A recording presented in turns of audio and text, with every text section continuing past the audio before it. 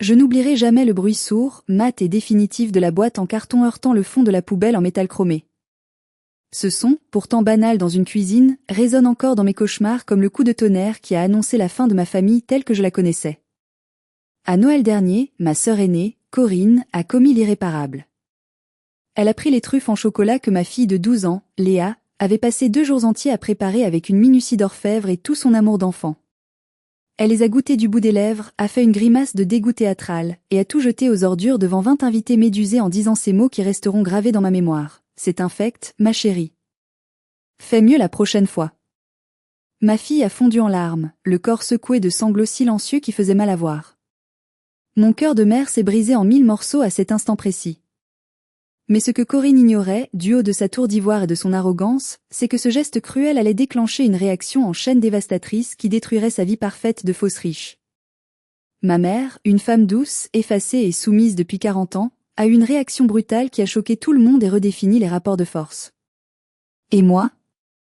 J'ai prononcé quelques mots, calmement, qui ont ruiné Corinne financièrement pour toujours et l'ont renvoyée à la réalité qu'elle fuyait depuis si longtemps. Bonjour à tous et bienvenue dans mon histoire. Je m'appelle Sandrine. Avant de plonger dans les détails de ce drame familial qui a secoué notre Noël dans la ville huppée d'Arcachon, j'aimerais prendre un moment pour me connecter avec vous. Je sais que nous sommes nombreux à porter le poids de familles compliquées. Dites-moi dans les commentaires depuis quelle ville ou quel pays vous écoutez cette histoire aujourd'hui, et quelle heure il est chez vous. J'adore lire vos messages, cela me donne l'impression que nous sommes une grande communauté soudée, réunis autour du feu pour partager nos vérités. Pour comprendre pourquoi ce Noël 2022 a été un tel désastre, un véritable cataclysme émotionnel, il faut que je remonte un peu en arrière et que je vous parle de Corinne. Dans chaque famille toxique, il y a souvent des rôles distribués dès la naissance, comme dans une mauvaise pièce de théâtre. Corinne a toujours été l'enfant doré, l'élu, la merveille. Depuis que nous sommes toutes petites, mes parents, et tout particulièrement mon père, Michel, l'ont mise sur un piédestal si haut qu'elle ne pouvait regarder le monde qu'avec mépris. Elle était la plus jolie selon eux, la plus ambitieuse, celle qui allait réussir, celle qui portait les espoirs de grandeur de mon père. Moi, j'étais juste Sandrine. La cadette. La fille sérieuse, celle qui travaille dans la logistique, celle qui est fiable comme une vieille voiture, mais pas étincelante comme une voiture de sport. J'ai construit ma vie à Bordeaux, loin des paillettes, avec Stéphane, mon mari, un homme merveilleux, solide comme un roc, qui dirige des chantiers de construction. Ensemble, nous avons élevé nos 2 enfants, Léa et Enzo, dans l'amour et la simplicité. Nous avons une vie modeste mais heureuse. Nous ne roulons pas sur l'or, nous comptons parfois à la fin du mois, mais nous ne manquons de rien d'essentiel, surtout pas d'amour. Corinne, elle, vit dans une autre réalité. Ou devrais-je dire, une illusion savamment entretenue. Elle habite une villa somptueuse dans le quartier très prisé de la ville d'Hiver à Arcachon.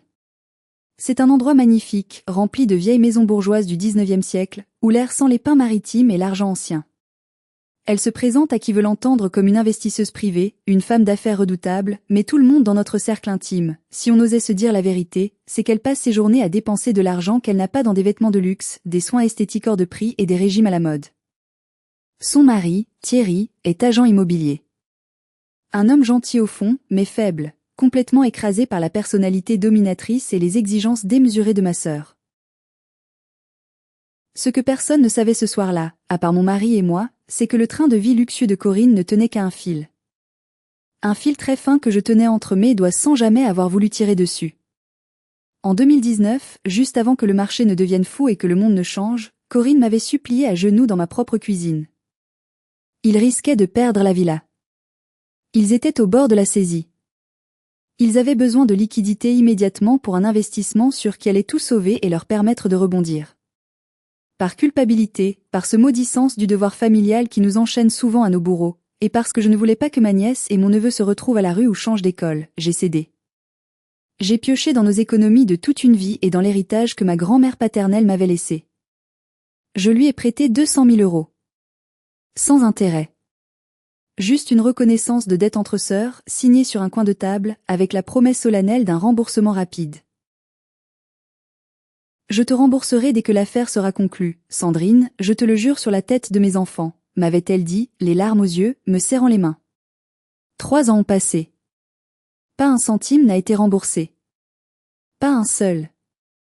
Mais je voyais sur Facebook et Instagram ses photos de vacances aux Maldives, ses nouveaux sacs Vuitton à 3 000 €, et ses soirées champagne avec le gratin local. Je me taisais pour la paix des familles. Je me disais que c'est Noël, qu'il ne faut pas gâcher la fête, que l'argent ne vaut pas une guerre fratricide. J'avais tort. J'avais terriblement tort. Ce soir-là, en montant dans la voiture pour aller chez elle, je pensais assister à une simple soirée de vantardise habituelle, ennuyeuse mais supportable. Je ne savais pas que Corinne avait préparé une mise en scène pour humilier mon enfant. Je ne savais pas que je rentrerais chez moi ce soir-là avec une famille brisée, amputée, mais enfin libérée du mensonge. Le trajet entre notre maison de Bordeaux et la villa de Corinne à Arcachon a duré 1 heure, mais il m'a semblé durer une éternité, chaque kilomètre augmentant la pression dans ma poitrine. La route nationale était encombrée de vacanciers, les phares rouges des voitures devant nous formaient une longue rivière lumineuse dans la nuit d'hiver. Dans l'habitacle de notre break familial, l'ambiance était fébrile, chargée d'une électricité statique invisible. À l'arrière, Léa, ma fille de 12 ans, était étrangement silencieuse. Elle tenait sur ses genoux une boîte en carton blanc, décorée avec un soin infini, entourée d'un ruban rouge satiné qu'elle avait elle-même frisé avec des ciseaux la veille au soir. Elle protégeait cette boîte de ses 2 mains, comme si c'était le Saint Graal, craignant que le moindre chaos de la route ne vienne abîmer son trésor. « Maman, tu crois vraiment que Tati Corinne va aimer ?» m'a-t-elle demandé pour la 10e fois depuis notre départ. Sa voix tremblait un peu, trahissant cette insécurité que Corinne avait plantée en elle année après année. Je me suis retournée sur mon siège passager et je lui ai souri, essayant de lui transmettre toute la confiance que je pouvais. « Bien sûr qu'elle va aimer, ma chérie. Tu y as passé tout ton week-end. C'est du chocolat Valrhona, c'est le meilleur chocolat du monde. Et tu as suivi la recette à la lettre. Elles sont parfaites. » Il faut que vous sachiez que Léa s'était découvert une passion dévorante pour la pâtisserie pendant le confinement. C'était devenu son refuge, son moyen d'expression, sa façon de dire je t'aime sans utiliser de mots. Pour ce Noël, elle avait décidé de se lancer un défi, faire des truffes au chocolat noir intense, roulées dans du cacao amer et rehaussées d'une pointe de fleurs de sel de Guérande.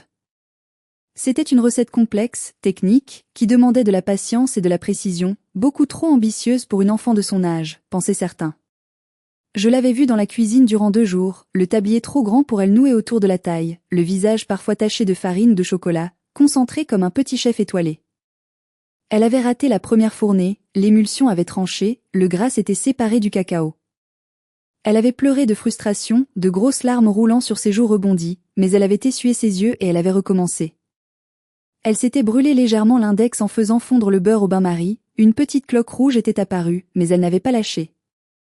Elle voulait impressionner sa tante. Elle voulait, juste pour une fois, que Corinne la regarde avec autre chose que de la condescendance, qu'elle voie enfin la valeur de sa nièce. Enzo, mon fils de 10 ans, qui est d'habitude une boule d'énergie incontrôlable, était étonnamment calme à côté d'elle. Il sentait l'enjeu. Il posait sa main sur le bras de sa sœur, un geste de protection instinctif. « T'inquiète pas, Léa. Elles sentent trop bon. Si la tante n'aime pas, moi je mange tout, je te promets. » Stéphane, au volant, a ri doucement, les yeux fixés sur la route. « Pas question, Enzo. On partage. Je suis fière de toi, Léa. Peu importe ce que disent les autres, peu importe ce que dit ta tante, tu as mis ton cœur là-dedans, et c'est ça qui compte le plus. J'aimais mon mari pour ça, pour cette solidité tranquille. » Il savait, comme moi, que les dîners chez Corinne étaient des champs de mines émotionnelles où chaque mot pouvait exploser. Il essayait de construire un bouclier de confiance et d'amour autour de nos enfants avant que nous ne franchissions la porte de la villa, espérant que cela suffirait à les protéger des éclats.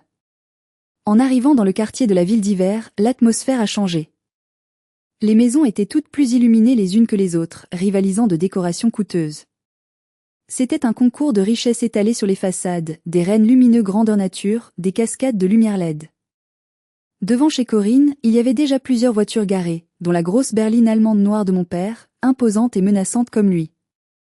J'ai senti une boule dure, acide, se former dans mon estomac. « On y est », a soupiré Stéphane en coupant le moteur. Le silence est retombé dans la voiture, lourd de présages. Nous sommes descendus. L'air était froid, vif, chargé de l'humidité de l'océan tout proche. Léa a lissé sa robe nerveusement. C'était une robe en velours vert émeraude que nous avions achetée ensemble la semaine précédente dans une petite boutique du centre. Elle se trouvait belle dedans, elle s'était regardée dans le miroir avec un sourire timide, et elle l'était, rayonnante de jeunesse et d'espoir. Elle avait des étoiles dans les yeux, serrant sa boîte de truffes contre sa poitrine comme un bouclier. Je ne savais pas encore que ces étoiles allaient s'éteindre brutalement dans moins d'une heure. Je ne savais pas que je devrais retenir mon mari physiquement pour qu'il ne commette pas un meurtre ce soir-là. J'ai pris une grande inspiration glacée, j'ai attrapé la main chaude de mon fils, et nous avons marché vers la porte massive en chêne verni. La porte s'est ouverte sur Thierry, mon beau-frère. Il portait un costume qui semblait un peu trop grand pour lui maintenant, comme s'il avait rétréci sous le poids des soucis. Il avait l'air épuisé, les yeux cernés de noir, mais il a affiché un sourire de façade, ce sourire commercial qu'il utilisait pour vendre des maisons invendables. Ah, les voilà. Les Bordelais sont arrivés. Entrez, entrez, il fait un froid de canard dehors. L'intérieur de la villa était éblouissant. Trop éblouissant. Tout était blanc, doré et argenté. Un sapin immense, qui devait toucher le plafond de 3 mètres, trônait dans le salon, décoré avec une précision chirurgicale. Pas une guirlande de travers, pas une boule qui ne soit pas parfaitement assortie au thème couleur de l'année. C'était magnifique, indiscutablement, mais froid. Ça ressemblait à une page de magazine de décoration sur papier glacé, pas à une maison où vit, rit et pleure une famille. Il n'y avait aucune trace de vie, aucun désordre joyeux.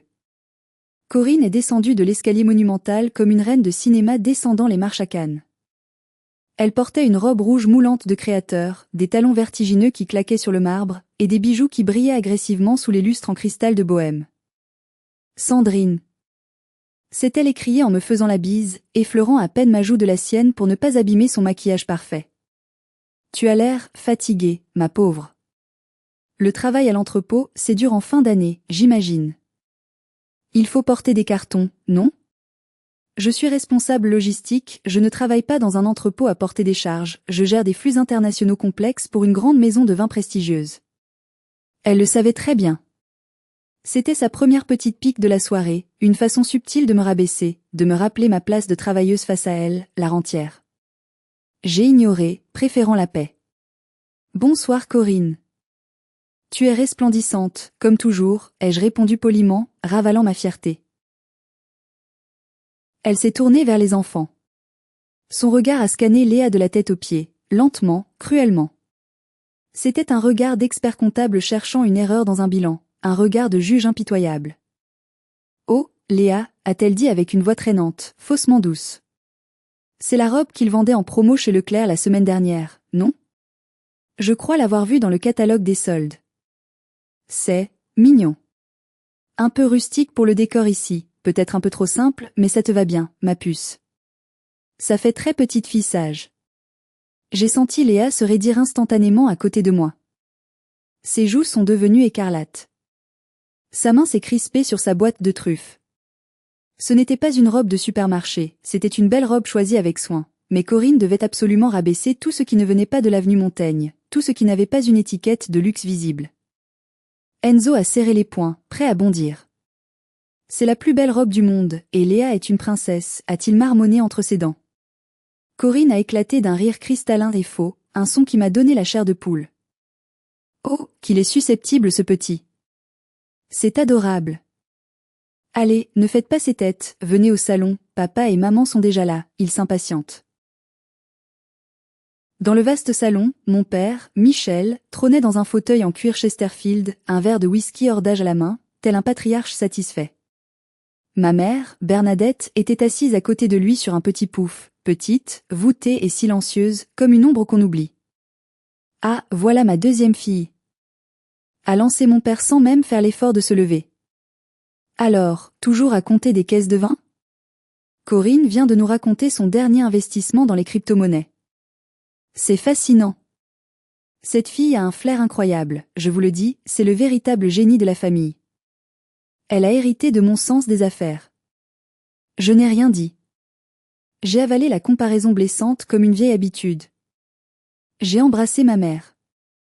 Elle m'a serré fort, plus fort que d'habitude, ses mains étaient froides. Elle sentait la lavande, son parfum de toujours, mais aussi l'inquiétude. Ça va maman? Tu as l'air pâle, lui ai-je chuchoté à l'oreille. Fais attention ce soir, Sandrine, a-t-elle murmuré si bas que j'ai cru avoir rêvé. L'ambiance est électrique.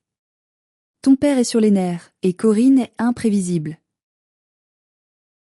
Il y avait aussi l'oncle Jacques, le frère de ma mère, un homme bourru mais franc, et ma cousine Sabine. Sabine, la commère officielle de la famille, m'a tout de suite sauté dessus avec son enthousiasme habituel. Sandrine. J'ai appris pour ta promotion. Directrice des opérations logistiques, c'est ça? C'est génial. Tu dois être tellement fière. J'ai commencé à sourire, prête à répondre, heureuse qu'on s'intéresse enfin à moi, mais Corinne a coupé la parole immédiatement, faisant teinter sa coupe de champagne avec une fourchette en argent pour réclamer l'attention. Écoutez tous. Avant qu'on ne s'ennuie avec les détails sordides du travail salarié et des horaires de bureau, je dois absolument vous montrer le projet de notre future résidence secondaire à l'île Maurice. C'est un projet d'architecte fabuleux. Thierry, apporte les plans, vite. Mon père a applaudi bruyamment. Bravo. L'île Maurice. Ça c'est de la réussite. Sabine s'est tue, gênée, me lançant un regard d'excuse. J'ai ravalé ma fierté. Une fois de plus. C'était le show de Corinne, et nous n'étions que les figurants. Mais je voyais ses mains trembler légèrement quand elle tenait sa coupe. Je voyais les gouttes de sueur perler sur le front de Thierry. Il jouait une pièce de théâtre, et le rideau allait bientôt tomber avec fracas. Mais je ne savais pas encore que la victime collatérale de leur effondrement serait ma fille innocente. Nous sommes passés à table dans la salle à manger adjacente. La table était dressée comme pour un banquet royal. Nappe en lin blanc brodé, argenterie lourde, verre en cristal taillé. Le dîner était une démonstration de force culinaire et financière. Foie gras truffé entier, huîtres du bassin d'Arcachon numéro 2, chapon au marron et au cèpe. Tout était objectivement délicieux, raffiné, mais l'ambiance était totalement indigeste.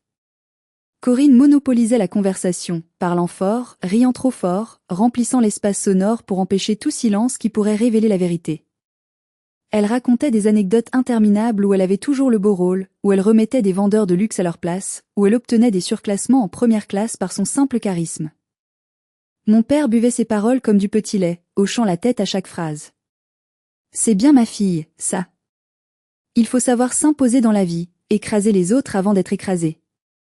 Pas comme certains qui se contentent de la médiocrité et du salariat. Il a jeté un regard en biais vers moi, lourd de reproches silencieux. J'ai serré ma fourchette jusqu'à avoir les jointures blanches, sentant la colère monter en moi comme une marée. Stéphane a posé sa main chaude sur mon genou sous la table, exerçant une pression douce. Un rappel silencieux, calme-toi. C'est Noël. Pour les enfants. Léa et Enzo étaient silencieux, intimidés par le faste et la tension ambiante. Ils mangeaient à peine, piquant du bout de la fourchette. Léa regardait souvent vers la cuisine ouverte, ultramoderne, où elle avait posé sa boîte de truffes sur le plan de travail en marbre noir. Elle attendait le moment du dessert avec un mélange d'excitation pure et de terreur paralysante. « Et toi, Léa ?» a soudain demandé l'oncle Jacques, essayant courageusement de détendre l'atmosphère pesante. « Comment ça se passe l'école cette année? Tu as toujours d'aussi bonnes notes? Tu es toujours première de la classe? » Léa a relevé la tête, un sourire timide éclairant son visage. « Oui tonton.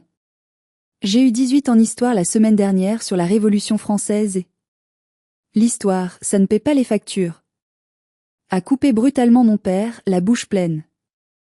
Regarde ta tante Corinne. Elle n'était pas une intello, elle détestait l'école, mais elle a l'intelligence de la rue, l'intelligence des affaires, le sens du deal. C'est ça qui compte dans le monde réel. Léa, tu devrais prendre exemple sur elle, pas traîner dans les livres poussiéreux qui ne servent à rien. Léa s'est ratatinée sur sa chaise, comme si elle voulait disparaître sous la table. C'était tellement injuste. Corinne avait redoublé 2 fois, avait triché à ses examens et n'avait jamais travaillé un vrai jour de sa vie. Mais dans la mythologie familiale toxique créée par mon père, elle était un génie, une sorte de Steve Jobs au féminin. « Papa, s'il te plaît, ai-je osé intervenir, ma voix tremblant légèrement. Léa travaille dur, elle est curieuse, elle est cultivée. Laisse-la parler de ce qu'elle aime. » Corinne a levé les yeux au ciel, soupirant bruyamment. « Oh là là, Sandrine la mère poule est de sortie. Laisse papa donner des conseils, bon sang. Il a de l'expérience. Il veut juste qu'elle ne finisse pas. Ordinaire. Comme toi. Le mot a claqué comme un fouet dans l'air.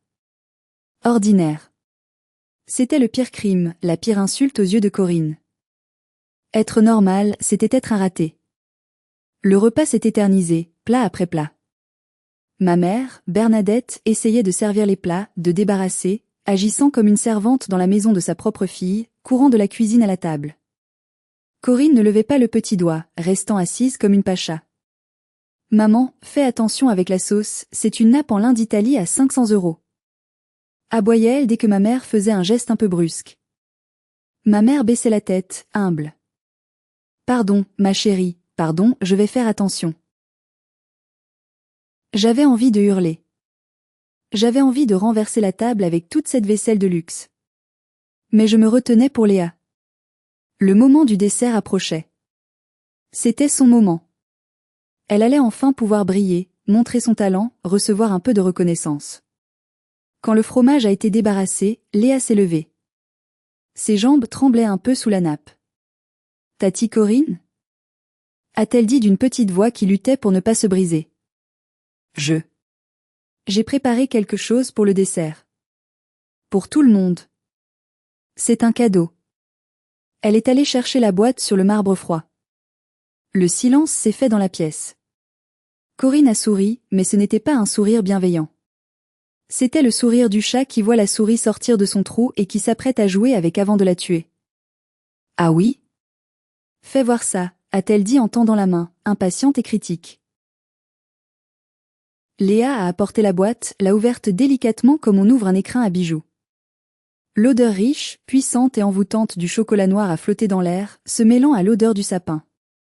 Les truffes étaient un peu irrégulières, certes, roulées à la main par une enfant de 12 ans, mais elles sentaient divinement bon, elles transpiraient l'authenticité. Ce sont des truffes au chocolat noir et fleurs de sel, a expliqué Léa fièrement, les yeux brillants. J'ai tempéré le chocolat moi-même.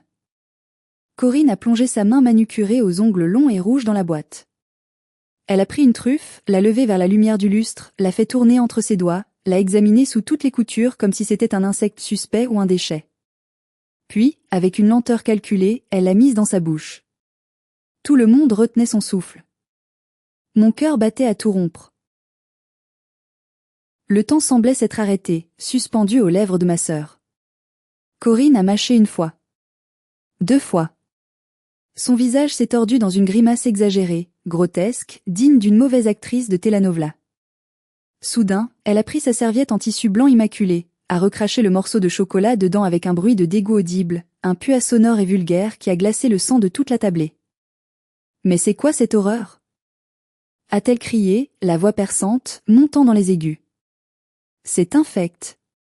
C'est amer comme du fiel. Et ça croque sous la dent. C'est quoi ce truc ? Léa, tu as mis du sable dedans ou quoi ? Tu veux nous empoisonner le soir de Noël ? Léa est devenue blanche comme un linge, ses yeux s'emplissant instantanément de larmes. Non Tati, c'est la fleur de sel, c'est fait exprès, c'est pour le contraste. La fleur de sel ? A ricané Corinne, cruelle. On dirait que tu as ramassé ça par terre dans la cour. C'est immangeable. C'est du sabotage culinaire. Mon Dieu, j'ai besoin de rincer ma bouche, vite, du champagne.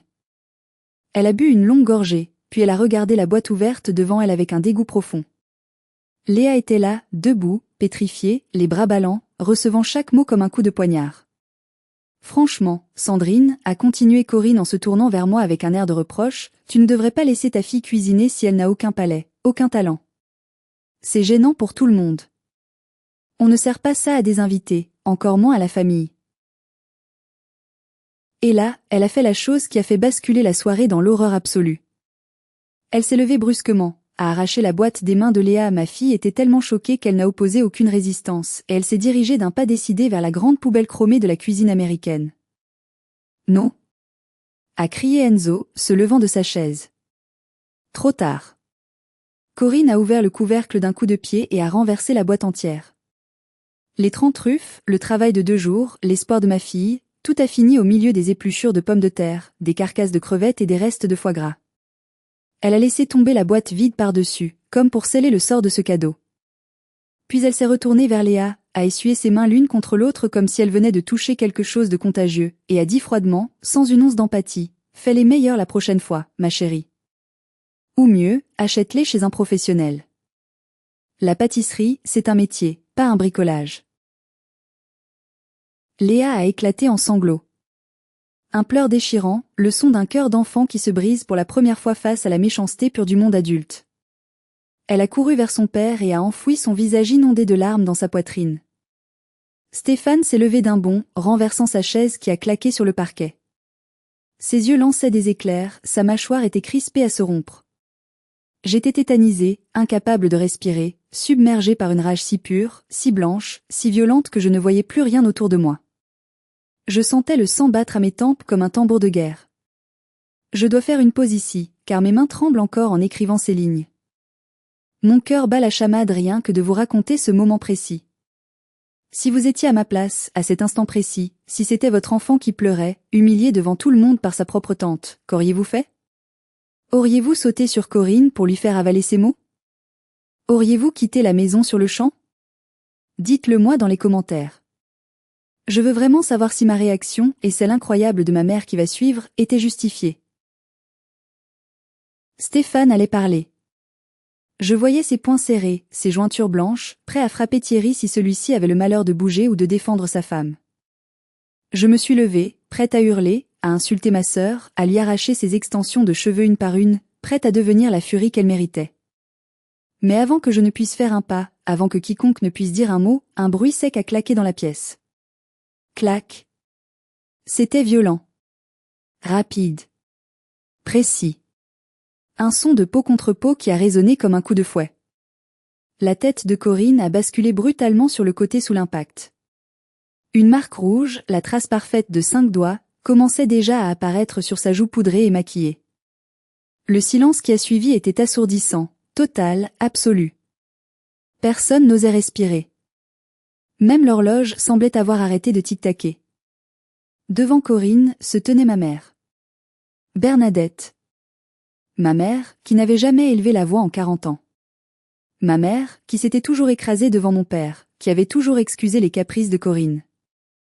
Elle tremblait de tout son corps, sa main encore en l'air, vibrant de l'énergie du coup porté. « Maman ?» a couiné Corinne, la main portée à sa joue brûlante, les yeux écarquillés de stupeur totale, comme si un meuble venait de l'attaquer. « Tu m'as frappé ? Toi ? Comment as-tu osé ? » a dit ma mère. Sa voix était basse, presque un murmure, mais elle vibrait d'une colère contenue depuis des décennies, une colère froide et terrifiante. C'est ta nièce. C'est une enfant de 12 ans. Elle a passé des heures à faire ça pour toi. Pour toi. Elle voulait te faire plaisir. Et tu traites son cadeau, son effort, son amour comme une ordure? Tu es devenue un monstre, Corinne. Mais maman. C'était dégueulasse. C'est pour son bien. A tenté de se justifier Corinne, paniquée. Tais-toi. A hurlé ma mère. C'était la première fois de ma vie, la toute première fois, que je l'entendais crier avec une telle puissance. Sa voix a fait vibrer les verres en cristal sur la table. C'est là que mon père, Michel, est sorti de sa torpeur alcoolisée. Il s'est levé, rouge de colère, renversant son verre de whisky qui a taché la nappe immaculée. Ça suffit Bernadette. Tu es devenue folle ma parole? Tu frappes ta fille chez elle? Le jour de Noël? Tu as perdu la tête? Il s'est interposé, protégeant Corinne de son corps massif comme si elle était la victime d'une agression injustifiée. Corinne a raison. Il faut être exigeant dans la vie. Si c'est pas bon, on ne va pas mentir. La petite doit apprendre à accepter la critique, c'est comme ça qu'on progresse. Tu ne vas pas en faire une pleurnicheuse comme sa mère. Il a regardé Léa, qui pleurait toujours dans les bras de son père, avec un mépris non dissimulé. Arrête de chialer, Léa. C'est ridicule. Ta tante te rend service. Le monde est dur, il faut t'endurcir. Ce n'est pas en pleurant que tu réussiras ta vie. J'ai regardé mon père et j'ai senti le dernier lien, le dernier fil ténu qui me rattachait encore à lui, se rompre définitivement. Il ne changeait pas. Il ne changerait jamais. Pour lui, l'image comptait plus que l'humain. Corinne était son reflet, sa création, et il défendrait son reflet jusqu'à la mort, même s'il devait pour cela piétiner le cœur de sa petite fille. Tu me dégoûtes, Michel, a dit ma mère, retrouvant un calme glacial. Elle l'a regardé droit dans les yeux, sans ciller. Tu me dégoûtes depuis des années, mais je suis restée. Par habitude. Par lâcheté. Pour les filles. Pour maintenir cette illusion de famille. Mais là, défendre ça? Défendre cette méchanceté gratuite, sadique, contre ta propre petite fille? C'est fini. La ligne est franchie. Mon père a ri, un rire nerveux, incrédule. Quoi, fini? Tu vas aller où, pauvre folle? Tu n'es rien sans moi. Tu n'as rien. Ma mère ne lui a pas répondu. Elle lui a tourné le dos. Elle a regardé la poubelle. Et elle a fait quelque chose qui a choqué l'assemblée encore plus que la gifle, un geste d'une dignité bouleversante. Ma mère s'est dirigée vers la poubelle d'un pas lent mais déterminé.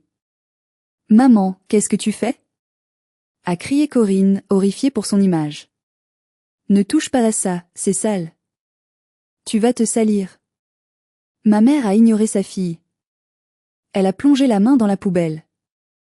Heureusement, le sac avait été changé juste avant le repas par la femme de ménage, il n'y avait que quelques épluchures sèches au fond.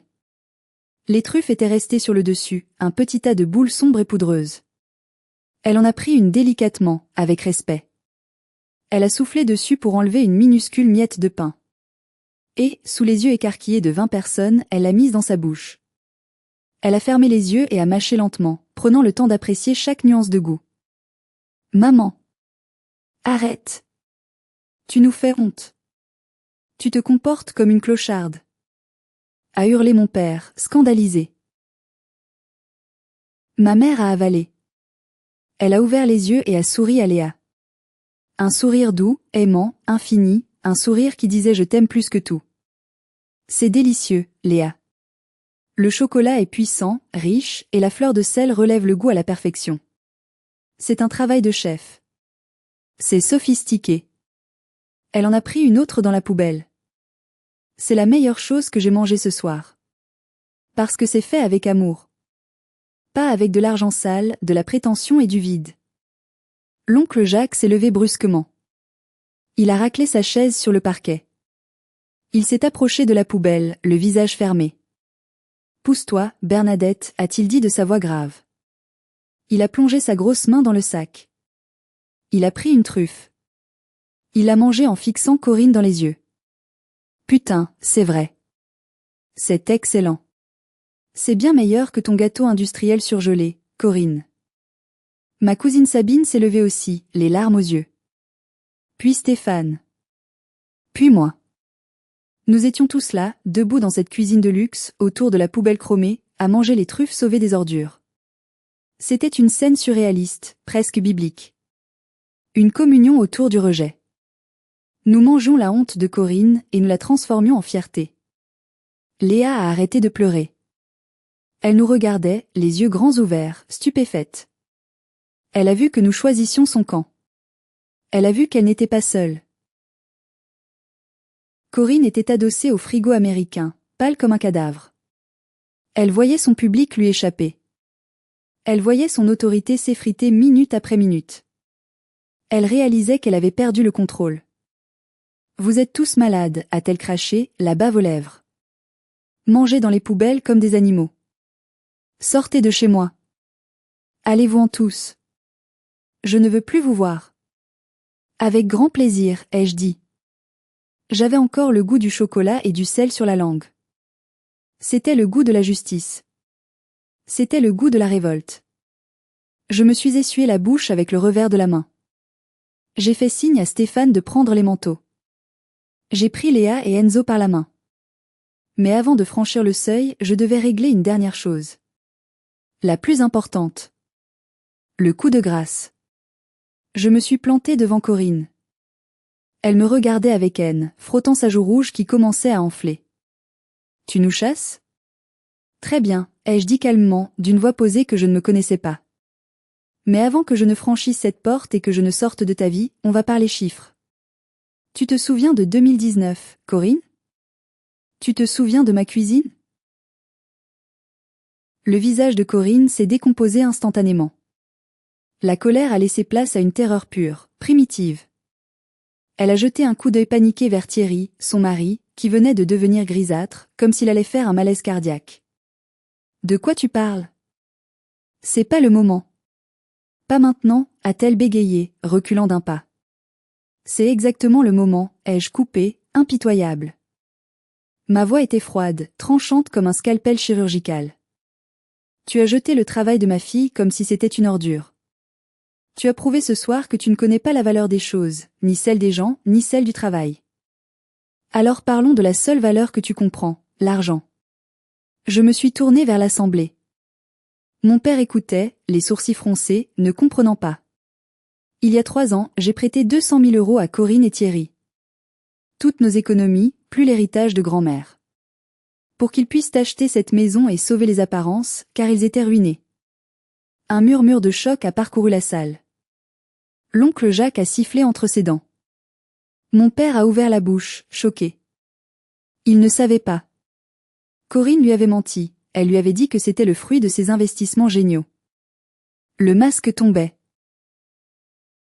Tu m'avais juré, la main sur le cœur, de me rembourser en 6 mois, ai-je continué, avançant d'un pas vers elle à chaque phrase, la forçant à reculer jusqu'au mur. Ça fait 3 ans. J'ai été patiente. J'ai été gentille parce que tu es ma sœur. J'ai attendu parce que je ne voulais pas te mettre dans l'embarras. Mais ce soir, tu as montré ton vrai visage. Tu n'es pas une femme d'affaires à succès. Tu es une brute fauchée, une escroc qui vit à crédit sur le dos de sa petite sœur ouvrière. C'est faux. A crié Corinne, mais sa voix manquait cruellement de conviction, elle sonnait creux. J'ai la reconnaissance de dette signée dans mon coffre à la banque, ai-je répondu du tac au tac. Et devine quoi? Il y a une clause spécifique, tu te souviens?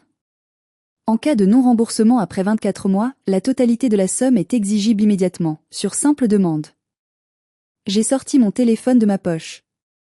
J'ai regardé l'heure ostensiblement. Il est 22h30. Demain matin, à 9h pile, à l'ouverture des bureaux, j'appelle mon avocat. Je veux mes 200 000 € sous 30 jours. Pas un jour de plus. Sinon, je lance la procédure de saisie. Je fais saisir cette maison, ta voiture, tes meubles et tout ce qu'il y a dedans, y compris ce sapin ridicule et tes robes de marque. Thierry s'est effondré sur une chaise, la tête dans les mains, pleurant sans retenue. On ne les a pas, Sandrine. Tu le sais. On a tout dépensé. Le marché s'est effondré. On est à sec. Ce n'est pas mon problème, ai-je dit sans aucune pitié. Débrouillez-vous. Vendez vos bijoux, vendez vos sacs Hermès, vendez la villa. Mais je veux mon argent. Pour l'avenir de mes enfants. Des enfants que vous avez traités comme de la merde ce soir. Mon père a essayé d'intervenir, brandissant sa canne comme une arme dérisoire. Sandrine. Tu ne vas pas faire ça. C'est ta sœur. Tu vas les mettre à la rue. C'est inhumain. Tu es un monstre. Un monstre d'égoïsme. Tu veux tuer ta famille? Je l'ai regardé, et pour la première fois de ma vie, je n'ai ressenti aucune peur face à lui. Juste une immense pitié mêlée de dégoût. Le monstre, papa, c'est celui que tu as créé et nourri depuis 40 ans. Et toi, tu es son complice silencieux. Si tu l'aimes tant que ça, si tu crois tant en elle, vends ta propre maison pour payer ses dettes. Vas-y, sauve-la. Mais moi, c'est fini. La banque Sandrine est définitivement fermée. L'ambiance dans la villa était apocalyptique. C'était la fin d'un monde. Corinne pleurait, non pas de remords pour ce qu'elle avait fait à Léa, mais de peur panique pour son statut social qui allait s'évaporer. Thierry était catatonique. Mon père hurlait des insultes dans le vide. C'est là que ma mère est réapparue. Elle était allée dans le vestibule. Elle avait mis son manteau de laine gris sur le dos et tenait à la main sa petite valise à roulettes qu'elle avait amenée pour le week-end. Elle s'est plantée devant mon père, droite, digne. Je pars avec Sandrine, a-t-elle dit calmement, d'une voix posée. Quoi? A aboyé Michel, les yeux exorbités. Tu ne vas nulle part. Tu restes ici. Qui va me faire mon café demain matin? Qui va préparer mes médicaments? Ma mère a eu un petit rire triste, un rire de résignation. Fais-le toi-même, Michel. Ou demande à ta fille géniale, elle aura beaucoup de temps libre bientôt. Je demande le divorce. Le mot a résonné plus fort que l'annonce de la dette. 73 ans, marié depuis 45 ans. Personne ne l'avait vu venir. C'était l'impensable. J'ai gâché trop d'années à te servir, à m'écraser et à écouter tes bêtises, a-t-elle continué. J'ai vu comment tu as regardé Léa ce soir. J'ai vu comment tu as encouragé la cruauté de Corinne. Je ne veux plus passer une seule seconde de ma vie, le peu de temps qu'il me reste, avec un homme aussi petit que toi. Je choisis la gentillesse. Je choisis mes petits-enfants. Elle s'est tournée vers nous, le visage illuminé par une paix nouvelle. On y va, les enfants? Emmenez-moi loin d'ici. Nous sommes sortis tous ensemble, en bloc. Sandrine, Stéphane, Léa, Enzo et Mamie Bernadette. L'oncle Jacques a attrapé son manteau et nous a suivis en disant « Attendez-moi, je ne reste pas dans cet asile de fous une minute de plus, je vous ramène tous. » Sabine nous a suivis aussi. En sortant dans la nuit froide de décembre, j'ai entendu les cris de mon père et les pleurs hystériques de Corinne derrière la lourde porte en chêne qui se refermait. C'était le son de leur défaite. Pour la première fois depuis des années, l'air n'a jamais semblé aussi pur, aussi frais. Léa a serré la main ridée de sa grand-mère. « Merci mamie », a-t-elle chuchoté. « De rien, ma puce. »« Tes truffes étaient vraiment délicieuses », a répondu ma mère en lui faisant un clin de complice. « Et tu sais quoi? On en refera ensemble demain. » Les 30 jours qui ont suivi ont été un enfer pour Corinne, et je ne vais pas mentir, une douce justice pour nous. Je n'ai pas cédé. Pas d'1 millimètre. Mon père m'a harcelé de messages vocaux, m'appelant 10 fois par jour, me traitant de tous les noms, me disant que je détruisais la famille, que j'étais une ingrate. J'ai fini par le bloquer partout. Corinne a essayé de négocier. Elle m'a envoyé des photos d'elle en pleurs, jouant la victime. Elle a essayé de dire que c'était une blague, pour les truffes, qu'elle voulait juste taquiner Léa. C'était juste de l'humour, Sandrine. Tu n'as aucun sens de l'humour. On ne peut plus rien dire. Je n'ai pas répondu. J'ai laissé mon avocat répondre. Chaque communication passait désormais par lui. Ils ont dû tout vendre. La réalité les a rattrapés brutalement. La villa d'Arcachon a été bradée car ils devaient vendre vite avant la saisie judiciaire qui aurait été encore plus coûteuse. Le marché immobilier commençait à baisser, ils ont perdu énormément d'argent sur la vente. Une fois la banque remboursée, ils avaient encore un gros crédit dessus, et moi remboursé, oui, j'ai récupéré mes 200 000 € jusqu'au dernier centime, c'était ma victoire, il ne leur restait presque rien. Thierry a fait faillite, son agence immobilière était aussi endettée jusqu'au cou. Ils ont dû déménager. Fini la Côte d'Argent, fini les vues sur mer. Ils ont loué un petit appartement étroit, sombre et mal isolé, dans une banlieue grise de Rennes, loin de tout le monde, là où personne ne connaît leurs mensonges passés. Mon père, se retrouvant seul dans sa grande maison vide, incapable de se faire cuire un œuf ou de lancer une machine à laver, a essayé de récupérer ma mère. Il lui a envoyé des fleurs, des lettres d'excuses pathétiques. Elle a donné les fleurs à la voisine. Il a fini par devoir vendre sa maison aussi pour payer le divorce et donner sa part à ma mère, la moitié de tout, comme la loi le prévoit. Il est parti vivre chez Corinne à Rennes, car il n'avait nulle part où aller. Aux dernières nouvelles, c'est l'enfer là-bas. Corinne lui reproche sa chute, il lui reproche son échec et la perte de sa femme. Ils vivent entassés, aigris, à se détester mutuellement dans 60 mètres carrés. C'est la prison qu'ils ont construite eux-mêmes, brique par brique, insulte par insulte. Nous sommes aujourd'hui 3 ans plus tard. C'est de nouveau Noël.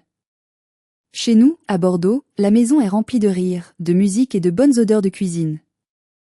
Ma mère vit dans un bel appartement lumineux à 2 rues de chez nous. Elle a rajeuni de 10 ans. Elle s'est coupé les cheveux, elle porte des couleurs vives. Elle s'est inscrite à un club de randonnée, elle s'est fait des amis, elle voyage en Italie et en Espagne. Elle est enfin libre, elle rit fort, elle vit pour elle-même.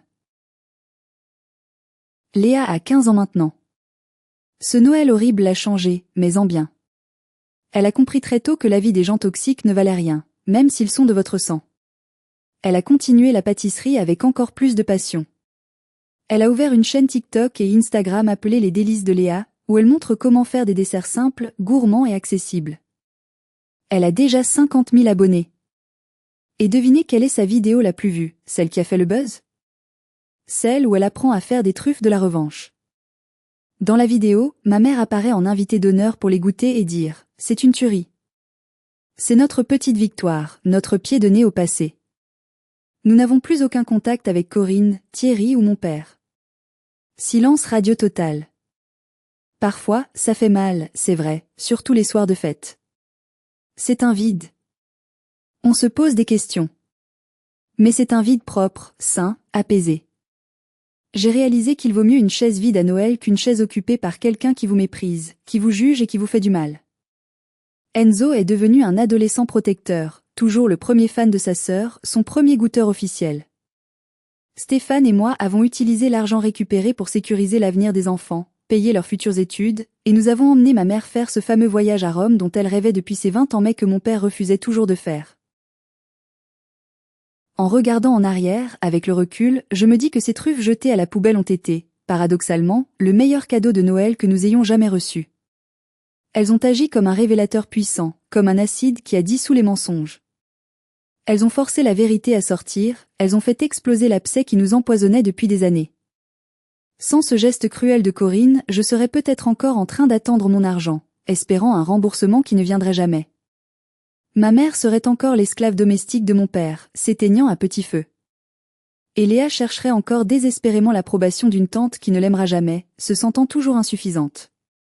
J'ai appris plusieurs leçons vitales cette nuit-là, et je veux les partager avec vous. Premièrement, protégez vos enfants. Coûte que coûte.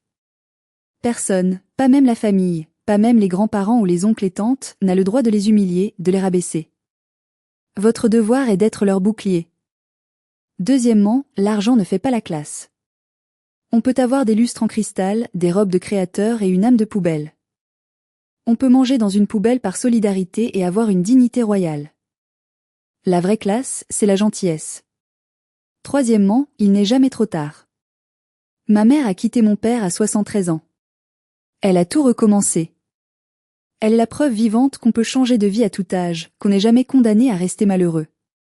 Et enfin, les dettes doivent être payées. Pas seulement les dettes d'argent, mais les dettes morales. Corinne a payé le prix fort pour son arrogance et sa méchanceté. Le karma, ou la justice, finit toujours par présenter l'addition. Voilà, c'était mon histoire, l'histoire des truffes de la vengeance. J'espère qu'elle vous a donné le courage de vous défendre si vous vivez une situation similaire, si vous avez des proches qui vous font du mal sous prétexte que c'est la famille. Et vous? Avez-vous un membre de la famille toxique que vous n'osez pas affronter? Avez-vous déjà dû couper les ponts pour vous sauver, vous et vos enfants? Si cette histoire vous a touché, si elle a résonné en vous, ou si vous avez simplement aimé voir la justice triompher face à la méchanceté, s'il vous plaît, mettez un j'aime sur cette vidéo maintenant. Ça aide énormément la chaîne à grandir. Et surtout, abonnez-vous et activez la cloche pour ne pas rater les prochaines histoires de vie. Partagez cette vidéo avec quelqu'un qui a besoin d'entendre que l'on peut s'en sortir, que l'on a le droit de dire stop.